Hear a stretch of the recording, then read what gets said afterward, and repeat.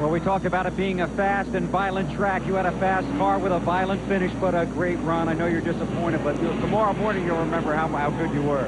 Yeah, you know, I hated for the RCA4 tonight. You know, we seemed like we had a good car there to start with, and we got up front by pit stops and cut a tire down and kind of got back and lost our track position. And it's just so fast here, you know, it don't take much. A little bit of bumps will knock you out, and it's just racing. Yeah, you got a little bit of a lesson out there, too, Jeremy, when some of those faster cars wanted to get by you. We heard Tony talking to you a little bit. You learned a lesson on the track about how to move some traffic. Yeah, it's just an experience thing, you know. I just got to keep working at it and just get tougher, you know. I mean, that's what it's all about, and just gain some experience and hopefully get them next year here. And don't bet against that, because that's a rising star in this Winston Cup Series. Jeremy Mayfield done for tonight, but we'll see him again next week at Darlington, guys. He, among others, were knocked around like billiard balls in that accident over there on the backstretch. We'll show you the perspective of Morgan Shepherd now from his roof cam. Wow. Just threaded that needle and drove right on through there, didn't he? Earnhardt was unbelievable. Earnhardt was unbelievable, picking his way through. We can see, you know, Randy Owens has a song that he says, there's angels among us that look over us. Well, that angel riding with Dale Earnhardt is a great driver. You know that? Well, Jeff Gordon did the same thing. Yeah, he followed him right through in the same area. Bad news was that Sterling Marlin lost a lap. Jerry? Guys, after Earnhardt had a disappointing 35th place finish in Michigan last week, you wanted to pick the spirits of the guys up and let them know that luck was still on their side. So on Monday, he took a live possum to the Richard Childress shop and turned it loose to everyone's surprise. And the guy started laughing and chuckling as this possum danced around between all the cars. And one of the crew members said, "Hey, now how are we going to catch this rascal?" Earnhardt said, "Hey, no problem at all." He walked right up to the possum and picked it up by the tail and carried it out. He said, "Hey, you've heard of good luck horseshoes? We've got a good luck possum."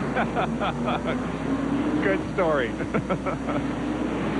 Well, let's see what that lucky possum did for him as we take a look at his perspective.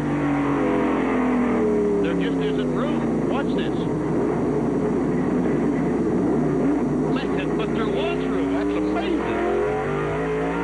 Just enough room for the car to go through, and Earnhardt found it. Like I said, that angel was a heck of a driver. Earnhardt, Gordon, and Martin, top three in the points. No, Sterling Marlin isn't in there, is he? Terry Labonte, Waltrip, the Waltrip boys, 5th and 6th. Jerry Cole back in 15th spot. Lake Speed started 36th up to 14th. John Kernan has a report on Sterling Marlin.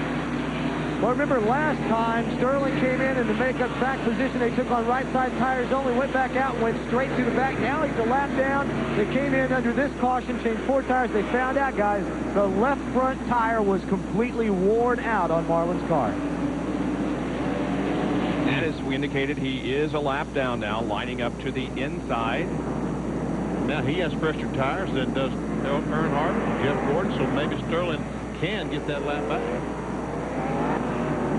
And the reason he lost a lap, he stopped over there in the crash. And he was not far. I mentioned that he was not far in front of Earnhardt. Earnhardt was coming up on a pretty good pace. But he did stop for that crash, and that let Earnhardt get by. Put him a lap down. Okay, we're ready to go racing again, guys. Green comes out on lap 245. We were cautioned for 10 laps. That 31 car is Greg Sachs and Jimmy Spencer smoking. Oh, and he has contact with Greg Sachs and into the wall, and Spencer also crashes, and so do a lot of others. And Mark Martin, the pole sitter, goes around about 2 times.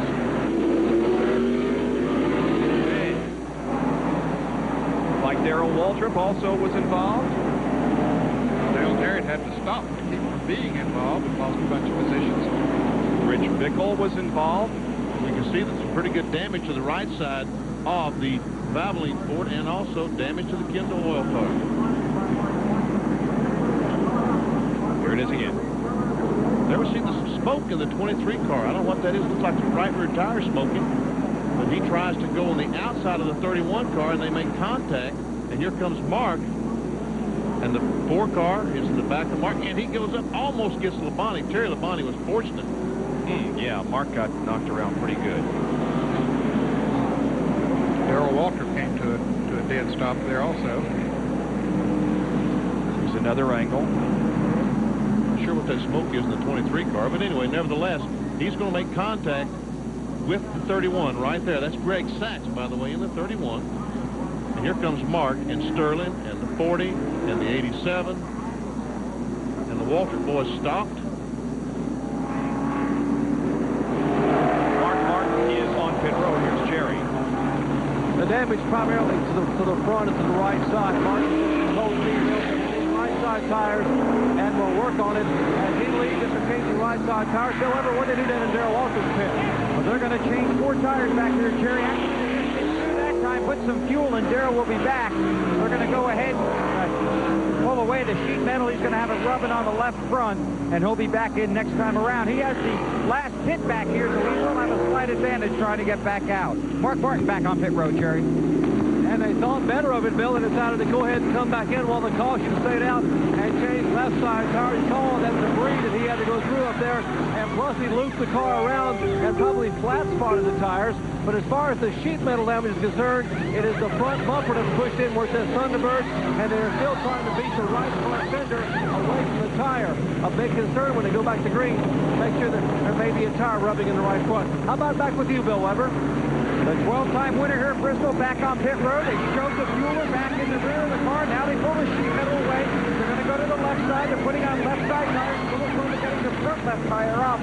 Now they pull the sheet metal away. Still working to make sure they can get that Goodyear Eagle back on there. The front screen has been knocked out of the car.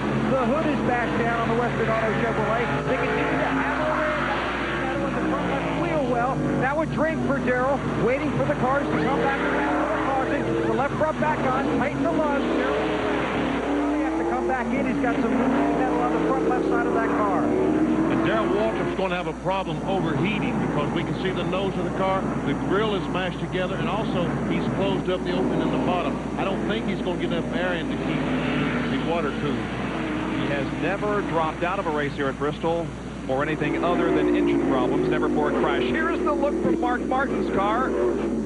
Well, that hole just closed up on him, and it closed up for a lot of people back there. So now we understand how Darrell Waltrip's nose got beat up. 1 lap to green. And in 1 lap, we'll have run exactly halfway. So this race will be official very soon. John? Dale Jarrett did that time for 4 tires, no damage to the car. They just were pretty far back after that and wanted to go ahead and take on fresh tires. But more importantly, in another couple of laps, Larry McReynolds' wife is going to call all those hotel rooms. Remember back during our rain-filled show? That's right. Larry had to guarantee those, told his wife that as soon as we hit lap 251, call those hotel rooms and cancel the reservation. Once again, let's take a look at Morgan Shepherd going through this crash.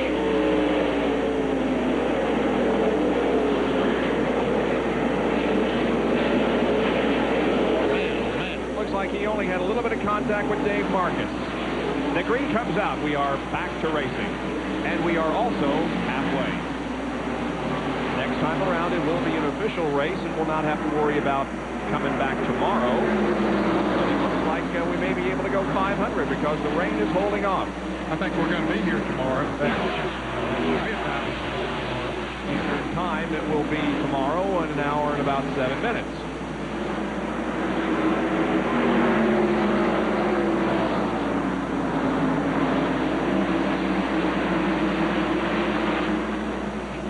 Now remember, Sterling Marlin there is second in line, but he's a lap down. Who was that? Yeah, he got very sideways. John Andretti and Jimmy Spencer have contact. Now Andretti and Michael Wallace are pounding on each other. Musgrave in the 87 car of Nemecheck. She's Bob Lamont in the Interstate Battery car and Derek Hope. Mane and tail. Yep. 17 cars, left. Marlin getting a lap back. Yeah. Oh, and Jeff tried to follow him, but he couldn't quite get it in there. Had to slam on the brakes to keep from hitting him.